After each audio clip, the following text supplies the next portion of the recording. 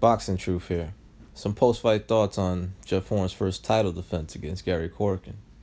Must definitely be a Jeff Horn fan. Woke up early just to watch Horn participate in a voluntary defense.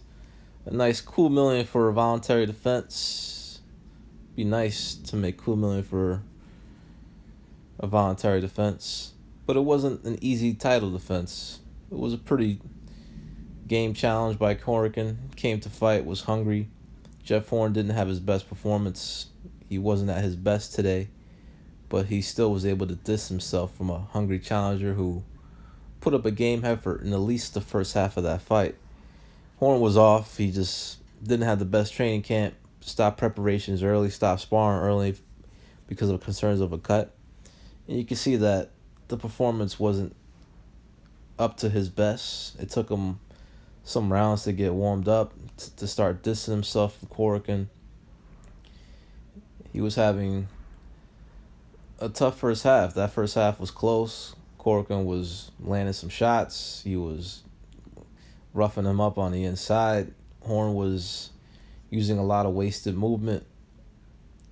It took him a while to really settle down and start outboxing him and start whooping Corcoran's ass in the second half of that fight. There's some good things to like about Jeff Horn. He's got a great gas tank. He's got really good speed. He's got some power in that right hand. He's very strong physically, and nothing phases him. Guy's got ice in his veins. Doesn't phase him to fight a legend in front of 51,000 people from his hometown. Having to stop preparations early, he still can come out there and perform. Not at his best, but good enough to win the fight. He's got some shakiness in his defense that he needs to work on. Was getting tagged a little more than I liked, especially in the first half of that fight. But overall, not a bad performance considering what happened with this camp. The weight struggles, losing 8 pounds 24 hours before the fight. It's not very ideal for a fighter. Let's see how long Jeff Horn has when it comes to the welterweight division. It seems like his welterweight days could be numbered in the very foreseeable future, but we do know it won't be for his next fight, as Arum has announced. It seems like he announced that the fight between Horn and Crawford is going to be in Las Vegas. So it seems like Crawford's going to get some protection. Bob Arum's going to make sure of that since he promotes Crawford and only has one option left on Jeff Horn.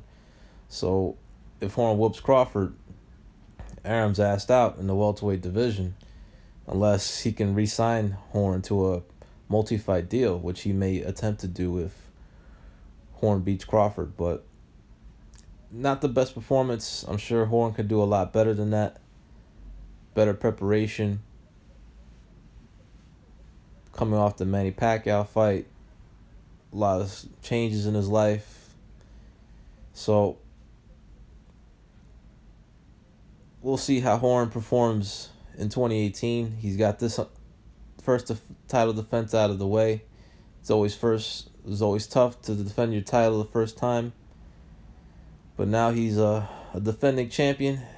He's going to continue to try to prove that he's a worthy champion. He's going to try to defend his claim, as everybody's going to count him out in that Challenge-Crawford fight. Even though this is Crawford's first fight in the welterweight division, and he hasn't beat anybody that is as strong, physical, and has the skills and speed of Jeff Horn. It's going to be an interesting fight. Crawford's going to have more protection in America, of course, if the fight does take place in America, Las Vegas. But don't count out Jeff Horn.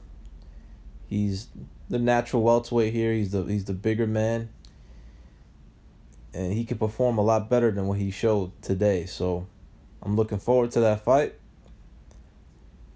Horn, do me a favor, knock that bitch out. Prove to me that he's overrated. And looking forward to that fight. Y'all let me know what y'all think about Jeff Horn's performance. This is Boxing Truth. I'm out.